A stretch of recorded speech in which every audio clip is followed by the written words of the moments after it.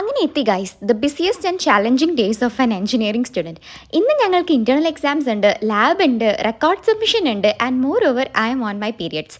So എല്ലാം കൊണ്ടും എന്നെ സംബന്ധിച്ച് ഇന്നൊരു ഹെക്ടിക് ഡേ ആണ്. ഇന്ന് എക്സാം ഉള്ളതുകൊണ്ട് ഞാൻ രാവിലെ നേരത്തെ എണീറ്റ് റിവിഷൻ ഒക്കെ ചെയ്ത് ബ്രേക്ക്ഫാസ്റ്റ് ഒക്കെ നല്ല രീതിക്ക് കഴിച്ചു. കുറച്ച് നേരം കൂടെ പഠിച്ചിട്ട് ഞങ്ങൾ ഇറങ്ങി നോട്ട്സ് ഒക്കെ കൊണ്ട് വഴിനീളം നടന്ന് നോക്കുമായിരുന്നേ. കുറേ ഡെറിവേഷൻസ് ഉണ്ട് ഞങ്ങൾക്ക് ആൻഡ് അതാണ് ഞങ്ങളുടെ സബ്ജക്ട്സിലൊക്കെ വില്ലൻ. എത്രയൊക്കെ മുമ്പിരുന്ന് പഠിച്ചാലും എക്സാമിന് രാവിലെ പഠിക്കുന്നതും ആ 5 മിനിറ്റ് ലാസ്റ്റിൽ പഠിക്കുന്ന ക്വസ്റ്റ്യൻസ് ഉണ്ടല്ലോ അത് മാത്രമേ എക്സാമിന് വരുള്ളൂ. ആൻഡ് എക്സാം കഴിഞ്ഞു, ഞാൻ എൻ്റെ ഫ്രണ്ട്സിനൊക്കെ വേണ്ടി വെയിറ്റ് ചെയ്തിട്ടിരിക്കുകയായിരുന്നു. I had immense cramps but it's okay.